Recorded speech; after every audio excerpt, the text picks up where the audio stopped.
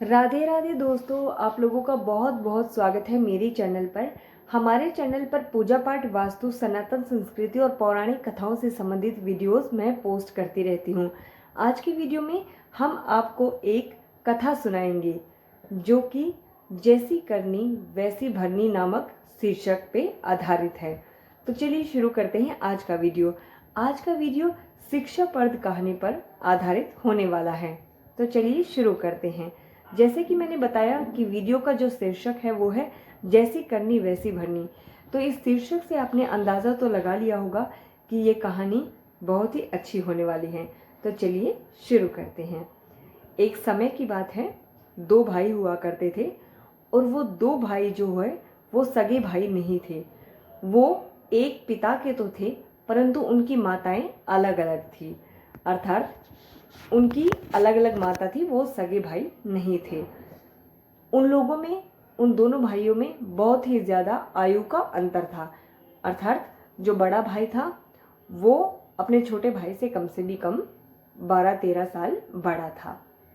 तो इस प्रकार से वो दो भाई होते हैं। जब बड़े भाई अपनी शादी कर लेता है तो जो उसकी भाभी आती है वो अपने देवर को बहुत ही परेशान करती है। वो उससे घर का सारा काम करवाती है और सारा चूल्हा चौका बर्तन वगैरह करवाती है और उसके बाद भी वो उसे देख के जलती रहती है और उसे गालियाँ बकती रहती है। वो अपने पति को भी उसके खिलाफ भड़काती रहती है और कहती है कि तुम्हारा भाई अगर मर जाए या फिर तुम्हारा भाई कहीं चला जाए तो इसके नाम की जो ज़मीन है, जो इसके हिस्से में आने वाली ज़मीन जायदाद है, वो हमारी हो जाएगी और ये तुम्हारा सगा भाई भी नहीं है, इसलिए तुम्हें इससे इतना प्यार करने की कोई ज़रूरत नहीं है, इससे इतनी हमदर्दी दिखाने की कोई ज़रूरत नहीं है। लेकिन जो वो छोटा भाई होता है वो कुछ भी नहीं बोलता है और अपनी भाभी की सारे जुल्मों को सहन करता रहता है।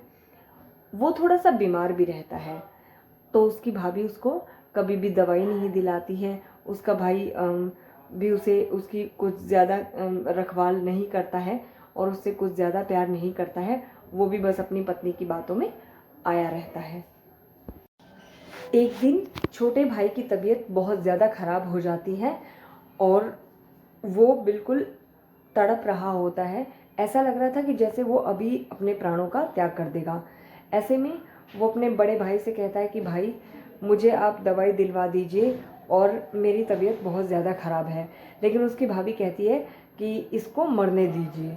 लेकिन फिर भी उसका भाई उसके लिए वैद्य को बुला के लाता है। तो जब वैद्य को बुलाया जाता है तो बड़े भाई की पत्नी जो होती है वो अपने पति को कहती है उसकी भाभी कि क्यों ना हम वैद्य से कह के इसे दवाई के नाम पे जहर दिलवा दें। अगर ये हमारे रास्ते से हट जाएगा तो इसके नाम की जितनी भी प्रॉपर्टी है उस पर हम अपना अधिकार जमा लेंगे। तो वो वैद्य को इस बात के लिए मना लेते हैं और वैद्य को पैसे दे देते हैं। वैद्य को पैसे दे देते हैं, वो पैसे खिला देते हैं और उस लड़के की हत्या करवा देते हैं। उसको दवाई के नाम पे जहर दे दिया जाता है। इस बात से ना पड़ोसियों को कुछ पता चलता है, ना रिश्तेदारों को कुछ पता चलता है कि उन्होंने क्या किया है। उन लोगों ने तो यही सोचा है कि बीमार था तो मर गया, तो उनको ये नहीं पता चलता है कि जहर से इसको मार दिया गया है। तो इस प्रकार से दिन बीतते चले जाते हैं और उस वैद्य भी मर जाता है कुछ दिनों के बाद बूढ़ा होके। तो वो जो पति पत्नी होते हैं, उसके भाई भाभी, उनको एक बच्चा होता है। उनका बच्चा जो होता है वो जब बड़ा हो जाता है तो वो भी बीमार रहना शुरू हो जाता है। उसकी शादी कर दी जाती है और वो जो भाई भाभी होते हैं वो खूब ऐश करते हैं, अपनी जितनी भी प्रॉपर्टी है उस पर, और अपने बेटे की शादी कर देते हैं और पूरी तरह से वो अपने कर्मों को भूल जाते हैं। लेकिन उनका बेटा जो है वो बीमार हो जाता है। बीमार हो जाता है, वो इतना ज़्यादा बीमार हो जाता है, उसे कोई गंभीर रोग हो जाता है और ऐसा रोग होता है कि डॉक्टर ने उनको, जितने भी डॉक्टर थे उन्होंने उसको जवाब दे दिया कि इसको ठीक नहीं किया जा सकता है, ये इसकी मृत्यु निश्चित है। इसी चक्कर में जो उसका भाई होता है वो सारी प्रॉपर्टी बेच देता है।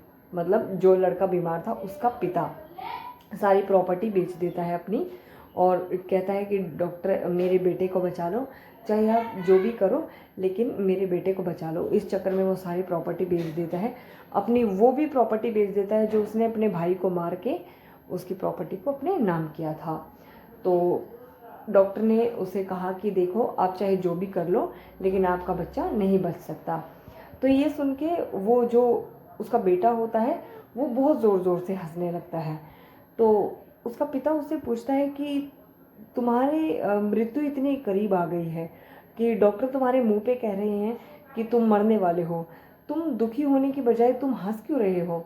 तो वो लड़का एकदम से कहता है कि भाई, ये मैं हूँ। तो वो चौंक जाता है कि मैं तो तुम्हारा पिता हूँ, तुम मुझे भाई क्यों कह रहे हो?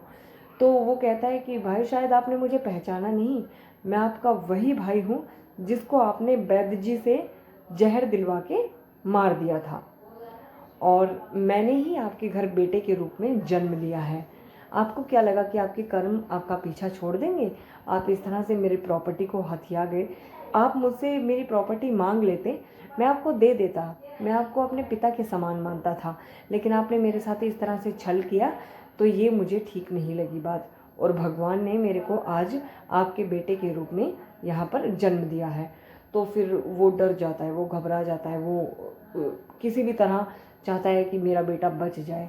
वो उसके सामने हाथ जोड़ता है, गिड़गिड़ाता है और उसे कहता है कि ठीक है, हमारी करनी तो हमारे सामने है, हम पति पत्नी अपनी गलती को स्वीकार करते हैं कि हमने तुम्हें जहर दिलवाया था और मरवा दिया था, लेकिन तुम्हारी पत्नी का इसमें क्या दोष है? तुम्हारी पत्नी ने तो कुछ नहीं किया, तुम उसे क्यों विधवा बना रहे हो? तुम ऐसा क्यों कर रहे हो? उसका तो बेचारे का कोई दोष नहीं है। तो वो कहता है कि वो और ज़्यादा हंसता है। वो कहता है कि भाई, मुझे ज़रा ये बताओ कि वो वैद्य कहाँ है जिसने मुझे जहर दिया था? तो उसका भाई कुछ सोचता है और कहता है कि अरे, वो तो मर गया था कुछ दिन के बाद। तो उसने कहा कि वो मरा था, वो वैद्य ही आज मेरी पत्नी के रूप में यहाँ पर जन्म लिया है।